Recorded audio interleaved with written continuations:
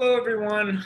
Thank you so much for joining us tonight on this Tuesday evening for International Flag Design.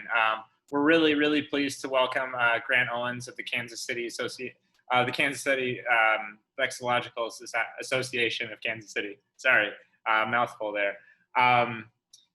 Thank you so much, Grant, for donating your time this evening. We really appreciate it. And for all of you who are returning to an IRC program, thank you so much for returning.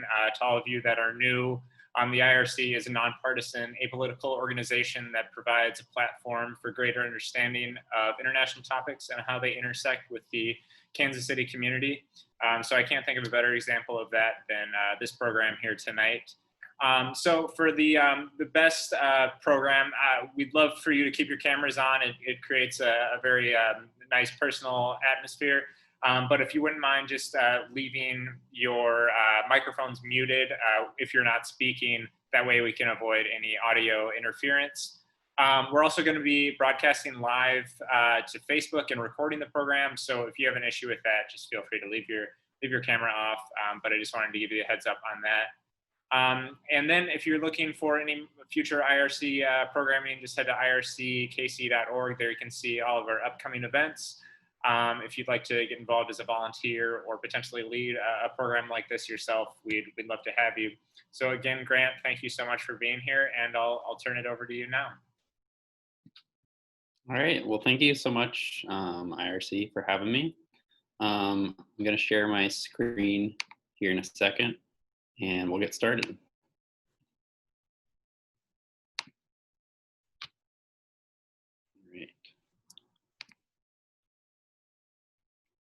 All right, so if everyone can see the slideshow, again, my name's Grant. I'm with the Vexological Association of Kansas City. And just for today's program, we're going to go through some vexillological terminology. We'll go through some design principles. We'll talk about the origins of flags, some international flags we'll look at, and then we'll talk about some flag study groups. So vexillology is the study of flags. Someone who studies flags is a vexillologist. If you are into making or designing flags, you are a vexillographer. I tend to fall into this category more than the vexillology part because I really like designing flags. And then a flag is just a general term for a piece of fabric or other material. It can symbolize territory, an office, an organization, movement, and many other things. So as far as the basic shapes of a flag, most modern flags are rectangular or square in nature. There are a few exceptions, including the swallowtail Ohio flag, and then there's the double pennant flag of Nepal, which we'll look at later.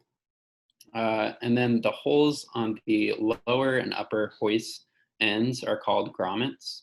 And sometimes there will be a white line called the heading on that left side of the flag.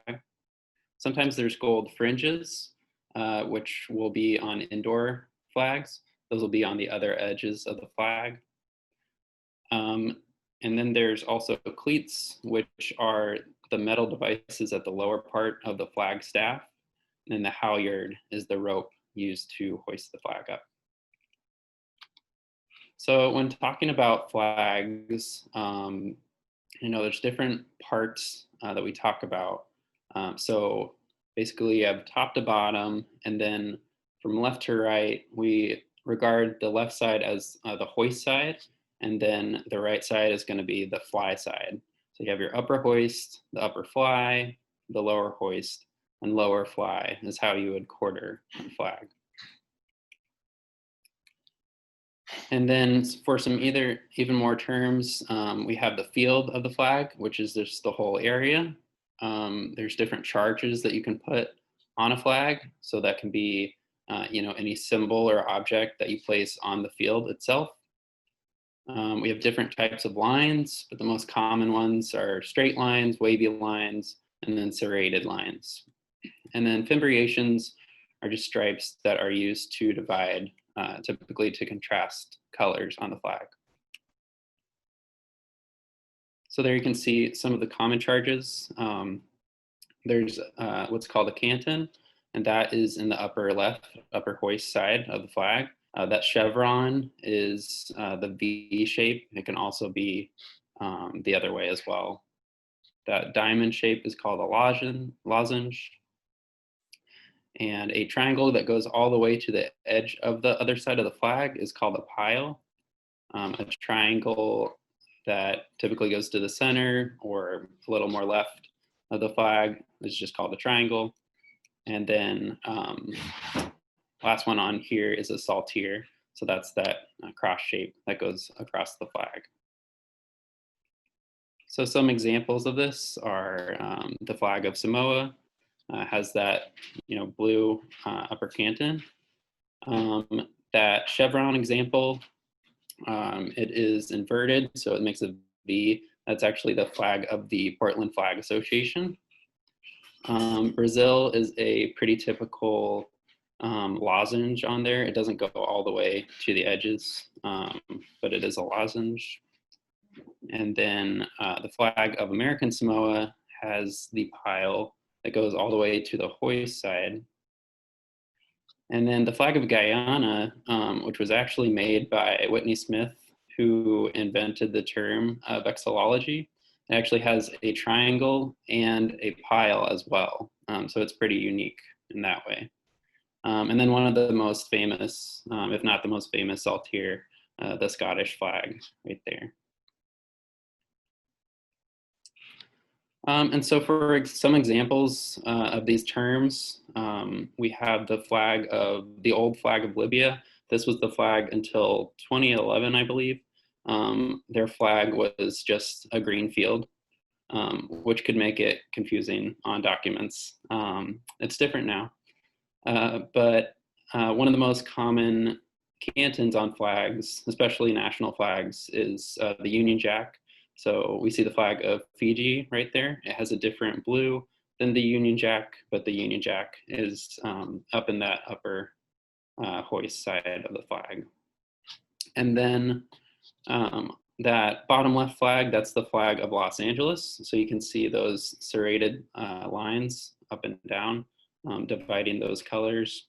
And then on your bottom right, that's the flag of Gambia, and it's got those white lines that are separating the colors.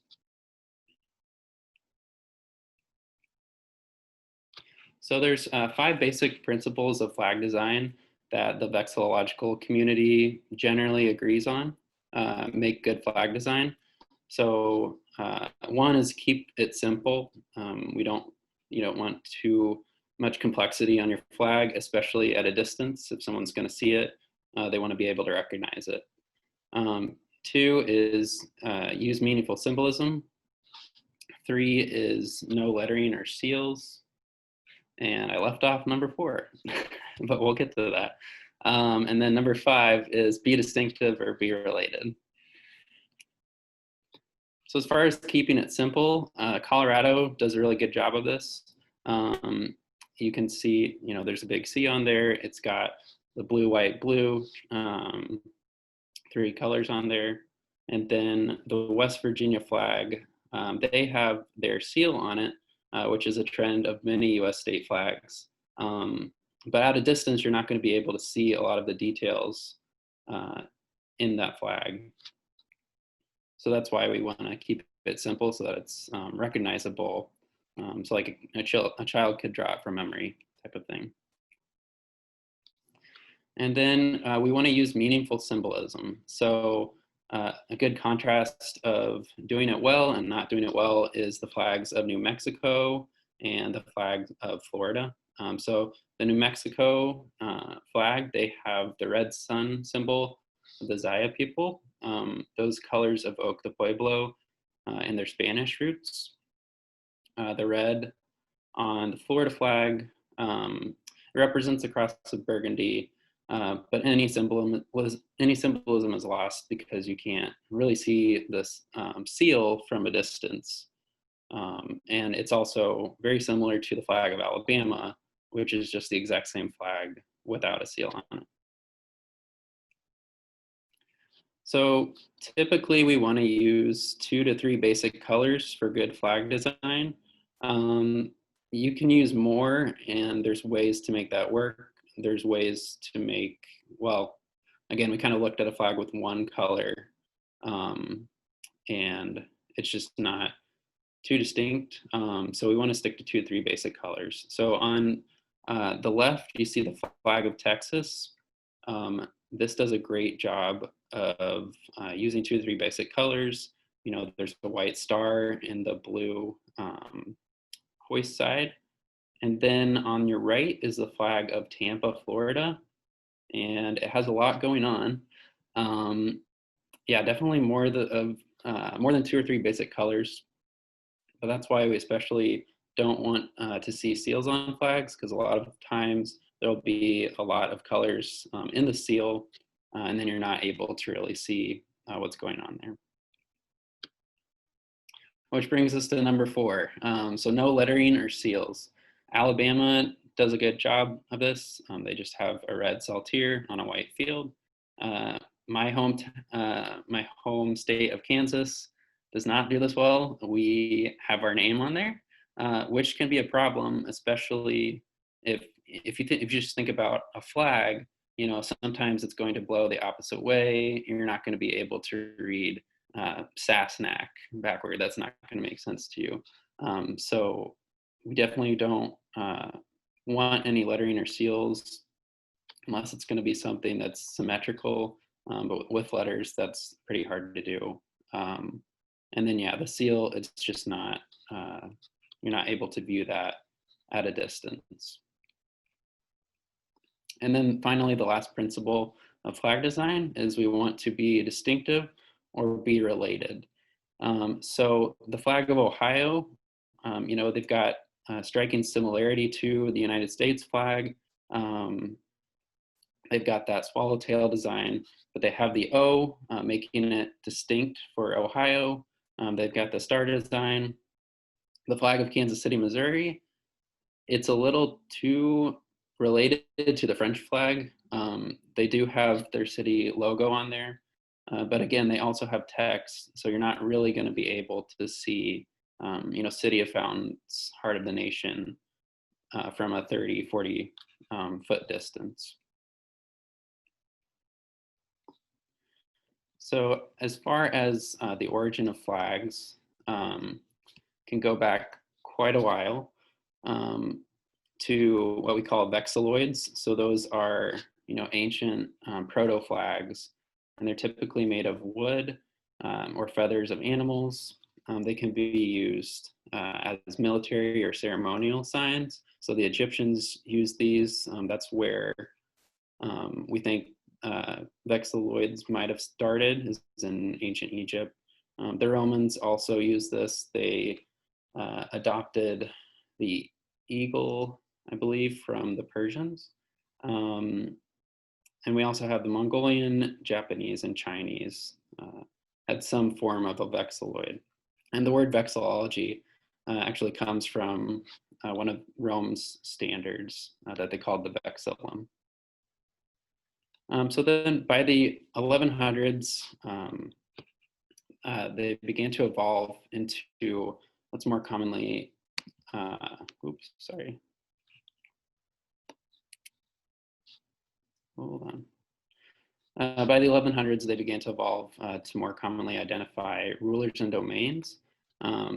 So heraldry in Europe was adopted during that time. Popular emblems include lions, eagles, griffins, horses, the fleur-de-lis, the rose, and other weapons. And then coat of arms and civic banners began to develop around this time. There was a lot of Christian symbolism that continued to be used. And then we also see the Japanese mons appear on flags. This can be kind of the start of what modern prefectures are. If you haven't ever seen the Japanese prefecture flags, you should definitely go check them out. They are quite gorgeous. That is actually the prefecture for Okinawa. And then the national flags that we see today started appearing on a large scale, starting in the 1700s and 1800s. So yeah, modern flags sometimes reflect the idea of abolishing the monarchy, and also that the heraldic system should also be abolished, such as the Dutch Prinsen flag that you see there. So most popular emblems that have evolved have been a five-pointed star. You'll see that a lot on flags, usually symbolizing independence, as well as national animals, religious and cultural symbols such as crescents and crosses. And then stripes are also very popular when we look at national flags. So international flags come in different families and have evolved differently over time, but a lot of them have similar traits. So we're going to look at the different flag families right now. So we have the Nordic family, and a distinguishing factor of this is obviously the cross as a universally recognized symbol for Christianity. The oldest continuous national flag in the world is actually Denmark's Dannebrog flag, is what is thought to be the oldest continuous national flag. The Nordic cross is what defines this family. The Teutonic Knights used this design, as well as other Baltic states have considered using it for their national flag. I think Estonia considered making a Nordic cross at one point. And then, so Sweden applied the colors from their coat of arms. Finland used the white for their snow and the blue for their lakes after independence from Russia. Norway's represents their unions with Denmark and Iceland. Iceland's are said to represent the ice, fire, and water that created the island. And then you also have the Faroe Islands. They have links to Iceland. And then the Allen Islands use a Swedish flag, just defaced with a red cross on there. So there's a lot of different flags, but they all have this one thing in common, starting from the Denmark flag. Another very common family is the crescent and star. So the crescent is one of humanity's oldest symbols. It's not an official Islamic symbol, but it has come to be associated with it. And then the Ottoman Empire's use of the crescent and star as a political symbol, it helped to really popularize the symbol in Middle Eastern and African nations. And even although many Asian regions influenced by the Turks have had the crescent and or the star after their independence. So some of these in this family include Turkey, obviously, also Algeria. There's the Libyan flag, so that's the new Libyan flag after 2011. It has the red stripe on the top and then the black in the middle and green on the bottom.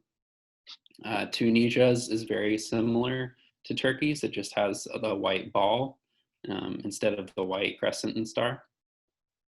And then you have Azerbaijan, which is the flag on the bottom right, as well as Pakistan, Malaysia, Mauritania, Singapore, Uzbekistan, Turkmenistan, Comoros, and many others.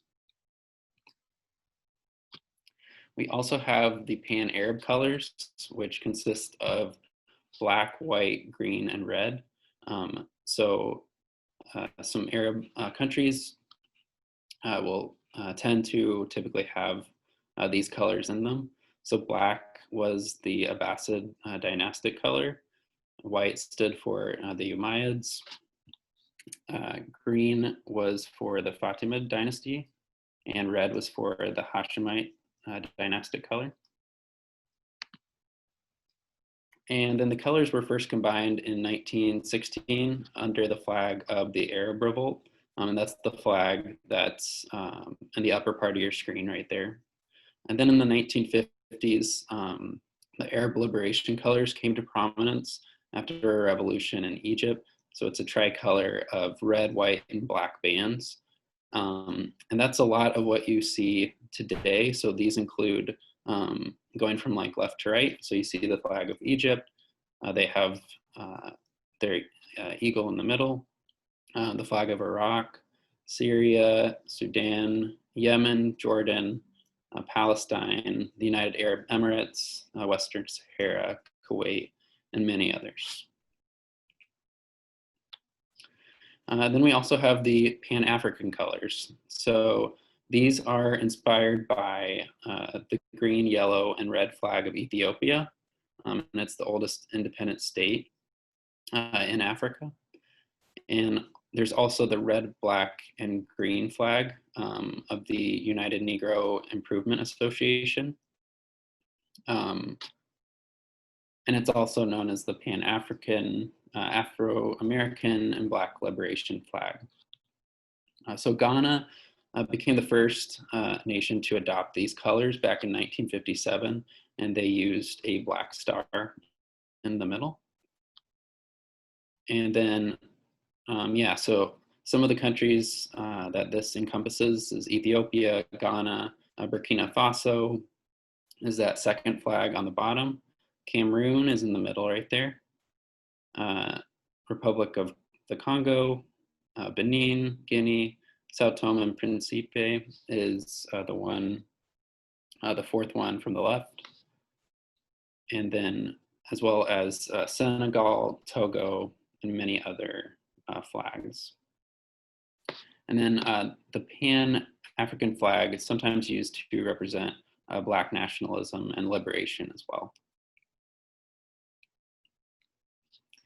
And there's many other different types of flag families and many other flags that have gone on to influence other national flags. So the French tricolor is one of the largest inspirations for other nations' flags. And then the division, as well as its red, white, and blue colors, are prominent all over the world as the most popular colors on flags. Red, white, and blue are also primarily used in Dutch and Pan-Slav colors. And then the former Soviet red banner of the USSR has influenced many nations around the world, typically using the hammer and sickle in the upper hoist side. But many nations used a similar design or Soviet coat of arms during the Cold War period. Obviously, a lot of those flags have changed, but some, like Angola, still have that imagery to this day. And then obviously the Union Jack is used as canton in many British Commonwealth and even national flags, such as Australia, New Zealand, and Fiji. And then the rebellious stars and stripes of the United States have gone on to influence other countries like Chile, Uruguay, and Cuba. And then Latin America's flag family incorporates a lot of yellow, blue, and red. And many Central African countries stem from the United Provinces of Central America. A lot of them used to be a part of one nation at one point in time. And the Caribbean nations tend to have a triangle on the hoist side. There's also a lot of, there's also various flags of indigenous people and ethnic groups around the world. Those can vary pretty widely, but some of the most well-known flags are the Arapaho, the Sami, the Tuba, the Berbers, and the Australian Aboriginal flag. So that flag on the upper left, that's the flag of the Arapaho.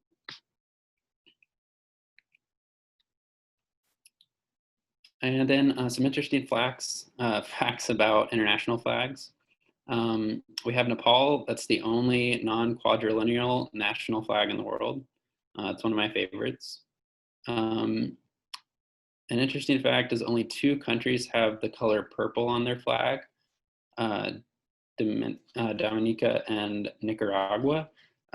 So those are the 2 on the bottom right, and you can't see it. It's just barely there on Nicaragua's. but it's in their rainbow, which is in that triangle in the middle of their flag. So if you zoomed in really closely, you'd see the color purple on that. And then Dominica has the color purple on their national bird, which is included on their flag. But no nation actually has any purple included on the field or as a major prominent part of their flag. That could be due to the expensive nature of the dye at some point. I'm not sure exactly if there's one leading theory behind that, but typically the colors on flags are a red, white, or blue. And then in the upper right, you see the flags of Switzerland and the Vatican. Those are the only two square-shaped national flags in the world. And then we'll just go through some examples of noteworthy international flags. So the 1928 to 1994 flag of South Africa, they had the flags of the United Kingdom, the Orange Free State, and the South African Republic on a Prinsen flag, which was the Netherlands flag. The new 1994 flag, that won a competition where there were more than 7,000 entries. Fred Brownell actually also designed the flag of Namibia. He designed it and used the Pan-African colors of black, green, and gold, and also alluded to the Netherlands flag colors of red, white, and blue. So this is a design that uses 6 colors, which obviously breaks one of those flag principle rules, but it does so in a way that's succinct and meaningful of the country's past and present. So we're not seeing a bunch of colors, kind of splotched together in one steel. It's very distinct and separates the flag out nicely. And then we also have a little game of similar flags of the world. So if you can try to guess on your own, which is the flag of Ireland or the Ivory Coast, Chad or Romania, and then Poland or Indonesia. So on the very left, we have the Ivory Coast, and on the right is Ireland. And then we have Romania on the left and Chad on the right. And Chad is just that much darker than Romania. They're one of the closest flags that you can get. So very similar there. And then on the bottom, you have Indonesia on the left and Poland on the right. They're just flipped. And then actually Monaco is the exact same thing as Indonesia. It's just the dimensions are different. So Indonesia has a 2x3 flag, and then Monaco has a 4x5 flag. And then some other flags that are very similar in nature are the flags of Senegal and Mali. And then New Zealand and Australia have similar flags. A lot of people get them confused, as well as Luxembourg and the Netherlands. We can look at the United States. So it has colors related to the current United Kingdom. It's evolved many times while still maintaining the basic structure of the red, white, and blue, and the stars in the canton, and the 13 white and red stripes. Although at one point they did have 15 stars and 15 stripes. And then they kind of figured out, well, if we keep adding states, that's going to be a bad idea. So they stayed with 13 stripes and then kept adding stars. So we can see even something as notorious as the United States flag has changed many times. And the current design has been the same for the last 60 years. But before 1912, there was no specific star pattern. So any arrangement of stars you wanted to put on there was technically correct. It wasn't written down legally. So yeah, and then there's some lessons that we can learn from international flags. One is that flags have various families. So we kind of saw, even though there are a lot of different flags, different colors, different designs. A lot of them fall into the same general construct as far as, the Nordic cross or the crescent. Flags evolve over time. So different regimes come in, there's different revolutions, there's different social movements. Those can all bring with it different flags that stand for different symbols and things. And then flags can be used to unite or divide, depending on the context. I think we can see that in almost any country. The call for nationalism can be used to unite or divide people, depending on the use. And then flags are used to represent not only nations, but they can be used to represent, culture, religion, other social movements. You see them in sports teams. There's municipal flags, there's state flags, and much more. So as far as current flag developments, probably the most interesting right now is the flag of Mississippi, which does not have an official state flag at the moment because they retired it on June 30th. So that flag contained Confederate imagery, which was pretty prominent in their canton. And the reason the canton is so important is because when you think of a flag, the fly side is going to be waving in the wind, but the side that you're going to see most prominently, even when it's not a windy day, is going to be that hoist side. So that they obviously put there for an important purpose, but that has been removed. They do have a bill that mandated to commission a design that would replace that flag. But they also mandated that it would say, "In God We Trust" on it.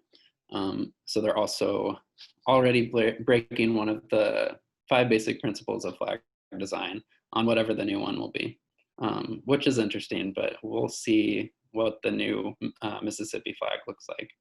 And then, that Mississippi flag lasted over 100 years, so 1894 to 2020, far after the Civil War was over. And then during all the Black Lives Matter protests, a Capitol Hill autonomous zone was made in Seattle. That developed, it was cleared out July 1st, but there were a lot of flags that were designed for that. You can check out Vexillology's Reddit. There are a lot of flags designed for that, but that's that umbrella pink and black flag on the bottom there. And then the flag of Norman, Oklahoma, they had been trying to get a new flag for some time. That was their flag on the left. If you can read it, it says Norman in the blue with an interesting white and red design on there. But the new flag, kind of does center that compass symbol on the hoist side of the flag and does a good job, I think, of separating out the navy and the red. And then also, making that symbol prominent to where you can see it in their new flag. And then NASCAR has also banned the use of the Confederate flags on all their events. So that's a pretty prominent development in how we use flags. I don't think a lot of people expected that to happen. And then there are also flag study groups. So we have the Vexillological Association of Kansas City, obviously. We have the North American Vexillological Association that was founded by Whitney Smith, who was actually the founder of the term vexillology. We also have an international organization. So there's the International Federation of Vexillological Associations, or otherwise known as FIAV. And then there's also Facebook groups that you can join. So there's Flags of the World. They also maintain a website. So I think you can go to fotw.info, and they have a really big database on municipal as well as state and national flags on there. And then if you go to reddit.com/vexillology, There will be a bunch of really creative vexillographers on there who are usually creating flags for any current social movement, but they also create differing flags of current countries, stuff like that. So if you're a type of person that's really creative, that's a good place to go for some ideas. And then I can just talk a little bit about NAVA. So they are the North American Vexillological Association. Like I said, they were founded in 1967 by Whitney Smith. He also founded the study of vexillology. They put out a rigorous publication program. So they are making quarterly and annual publications filled with research from across the country. They also hold annual meetings, typically in person, but we all know how COVID-19 is going. So this year's meeting was virtual, and that took place last month. The flag of that meeting is actually in the lower right-hand corner of your screen. So that's supposed to represent kind of, the Wi-Fi bars, signifying like the internet aspect of the meeting, which was pretty creative. And then they have members in the United States and Canada, but also all across the world. And there's also a $40 annual membership fee. But if you're really into learning about the historical nature of flags, current flag developments, aspects of design, I think it's definitely worth it, in my opinion. And then we also have VAKC, which is Kansas City's Vexillological Association. We were founded in 2018. We document flags across the metro. We cover flag developments across the Midwest as well, because we are one of the only active regional flag study groups in the US. So we try to cover as much as we can in our own little region. Without doing, what NAVA does, which is kind of represent vexillology nationwide. And then we also have free membership. So if you are interested in becoming a member of VAKC, we can get you set up on that. You don't have to pay any money for us. And then our flag is also inspired by the NAVA flag, but it has kind of a more local color scheme of navy, light blue, and white. And if you turn it vertical, it also creates a KC for Kansas City. Some of our work includes a study in 2018 of Kansas City area municipal flags. So our objective there was to gather collective thoughts and responses of local flags because we wanted to better our community through some educational feedback. And so we identified 36 cities of having an active flag.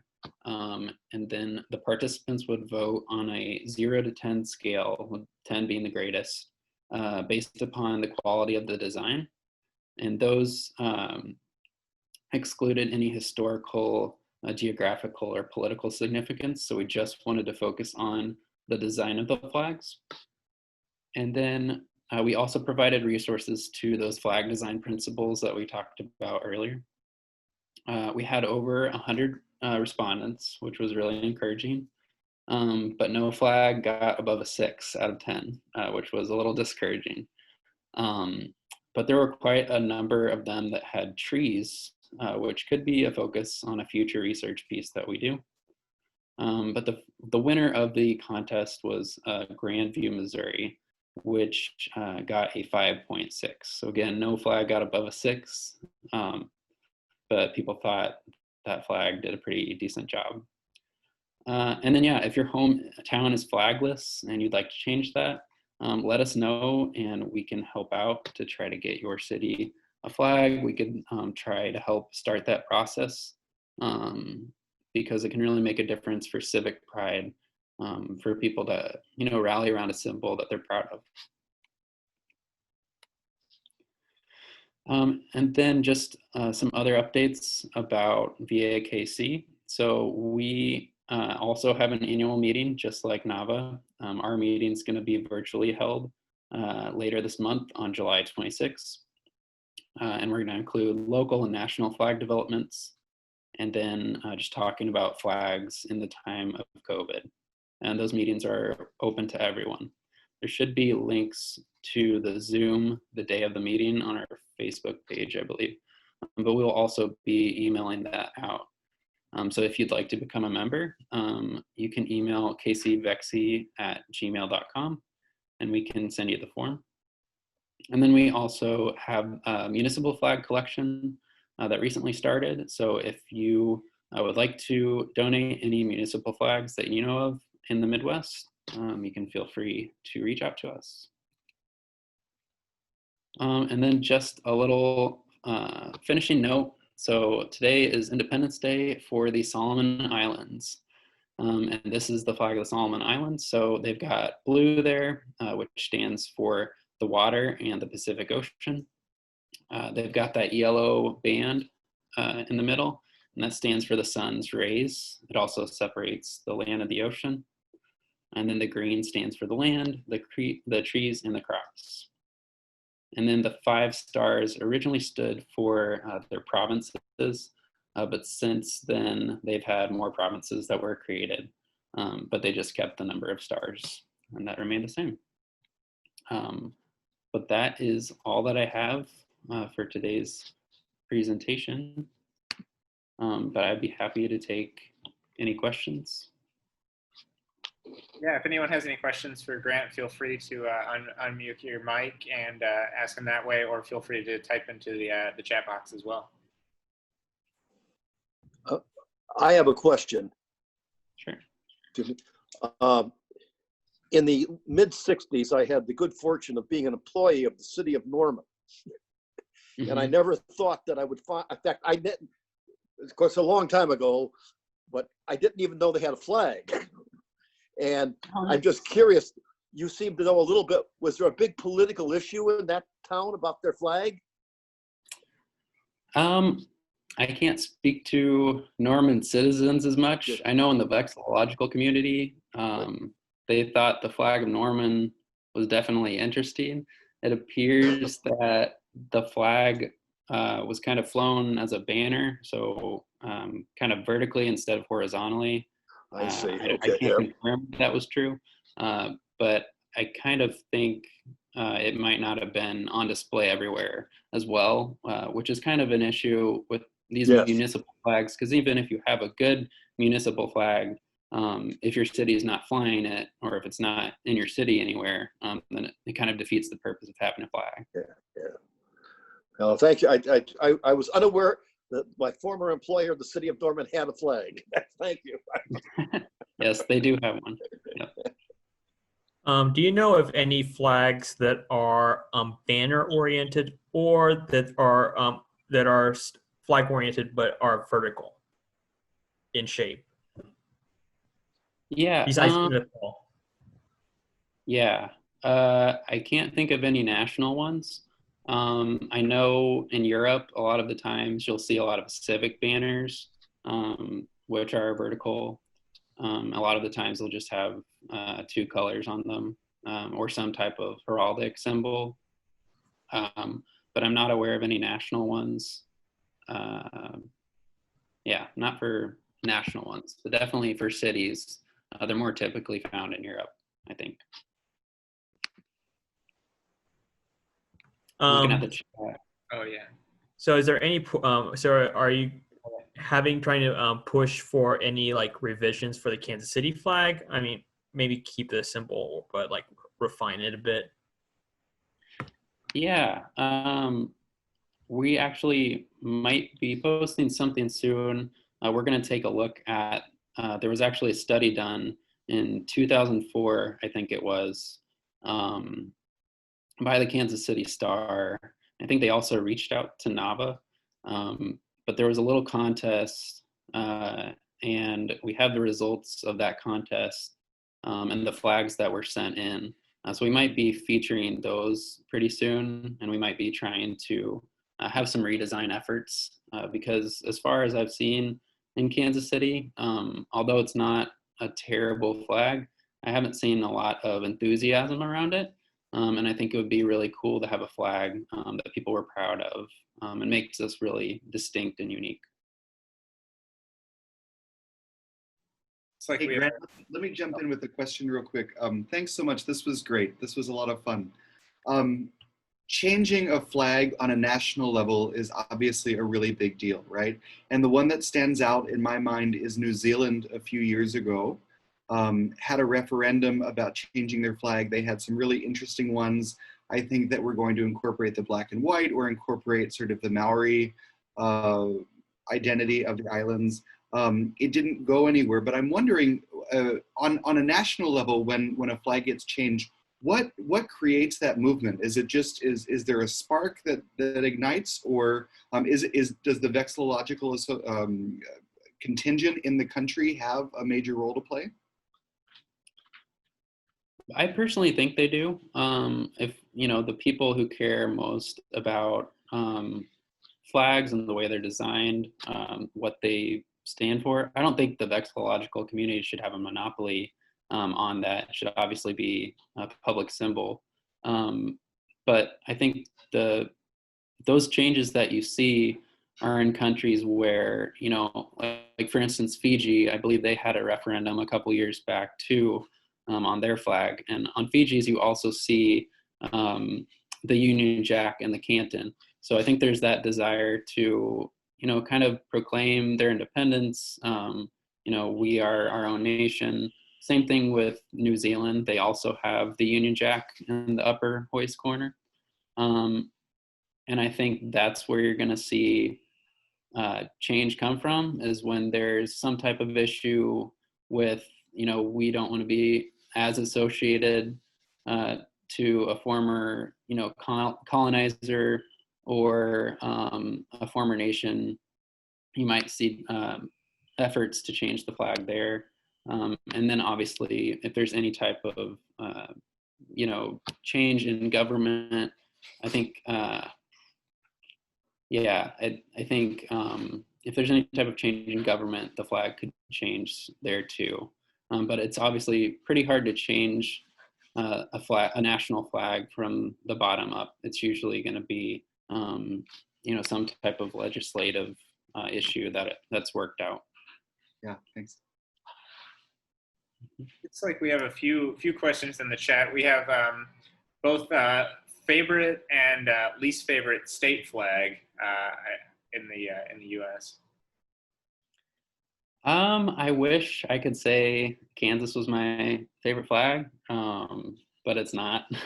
I think Kansas would do really well if they, kind of made the sunflower a little bigger and replace the seal.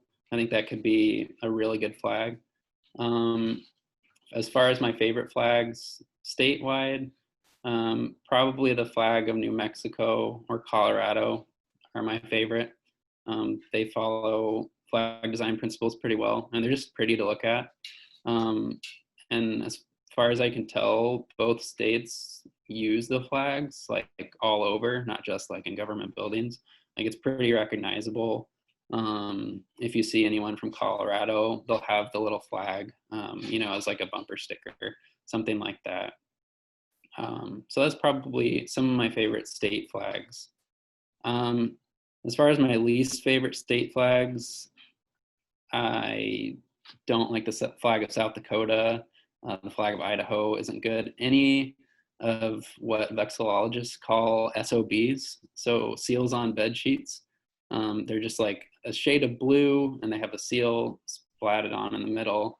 And then South Dakota, I think, even has the word South Dakota and the Rushmore state underneath.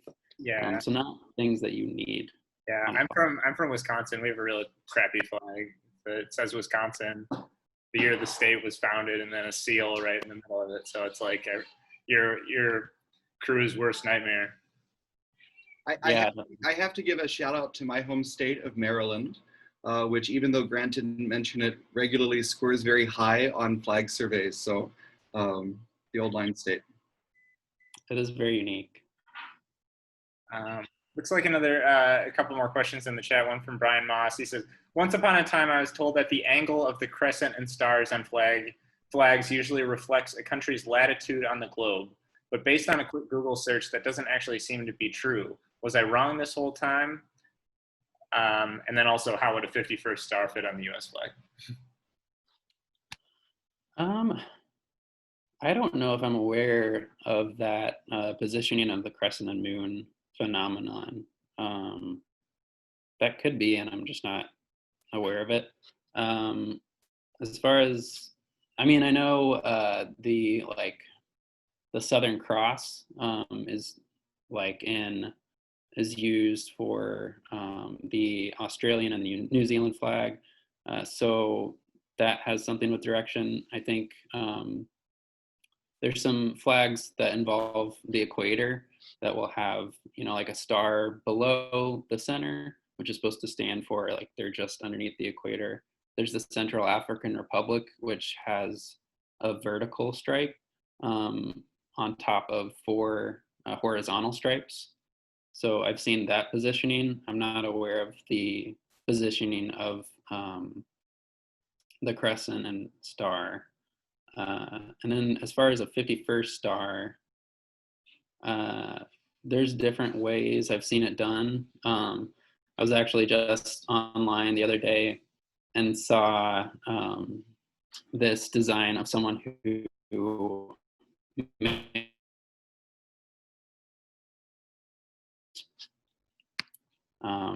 but I think that's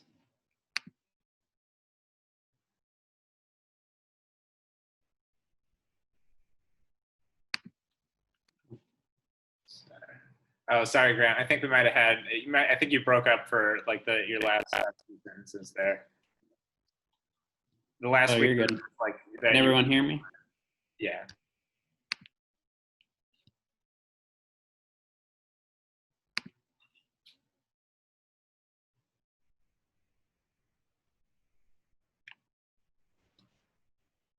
Classic modern day inconveniences.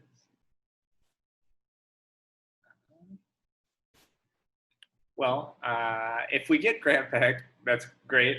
We still have one more question. If not, thank you so much, everyone, for joining us this evening. If you would like to know more about the IRC or get involved, you can always head to irckc.org. And there you can see a list of upcoming events. Tomorrow night we have a language lesson on Italian.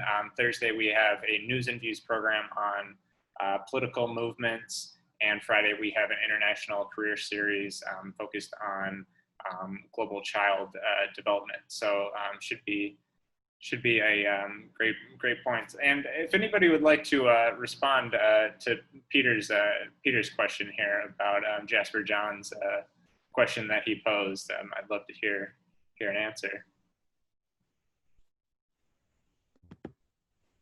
I thought for the question about 51st Day, I thought there's been like a list of flags. I mean, like going up, like if more states are added, there's already like a backlog. Is that true? My sense is that those are proposed designs. It would need to be approved. So there was a contest when the 50-star flag was, when there was a need for a 50-star flag, there was a contest, and the story is that it was a student that created the winning flag in his art class, but he didn't receive an A on his project. So once it was accepted, the teacher changed his grade to an A, which I think is pretty great. Does anybody have a favorite international flag?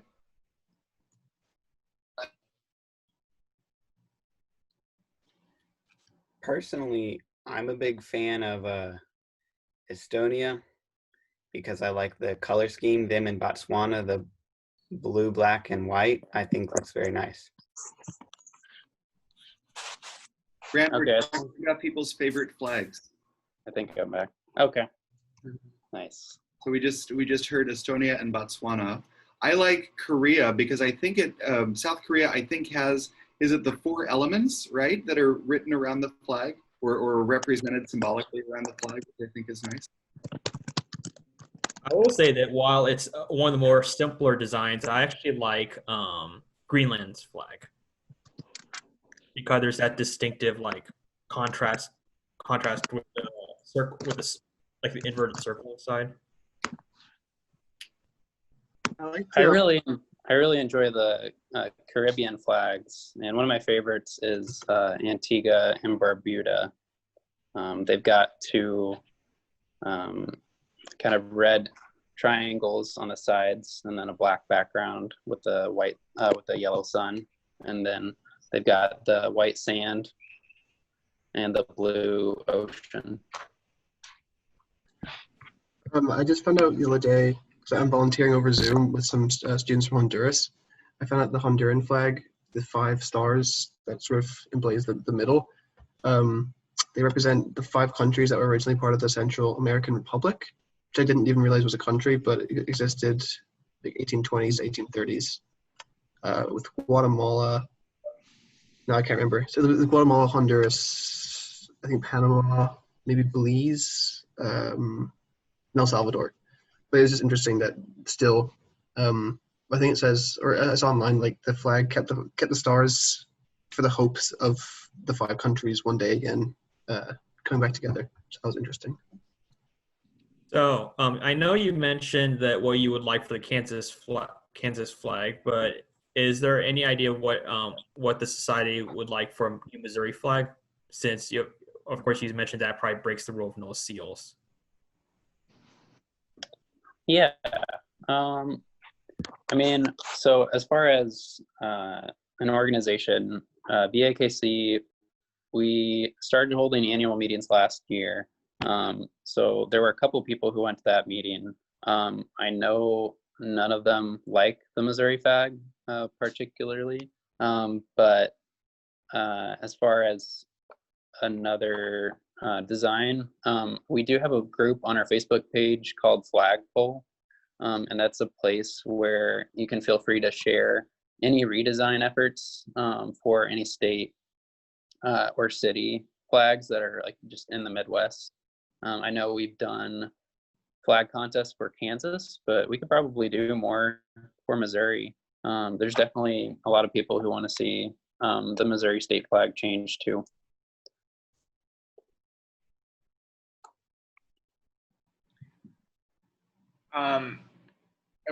There was an interesting question in the chat post from Peter. He said the artist Jasper Johns asked if a painting of a flag was art or if it was a flag. What do you think in regards to that? That's interesting. I mean, yes. Can I answer with yes?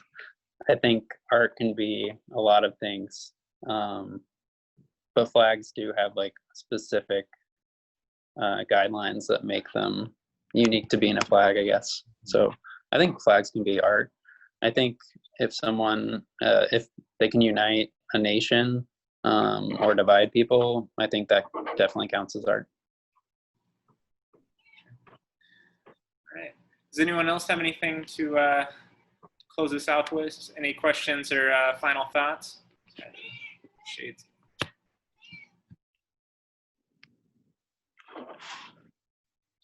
All right. If not, Grant, thank you so much for donating your time this evening. We really appreciated it. It was very, very fascinating and unique program for the IRC. So we really appreciate it. Again, if anybody would like to connect with us further, head to our website. Otherwise, we'll hope to see you at a future program. And thank you so much, everyone. Enjoy the rest of your evening.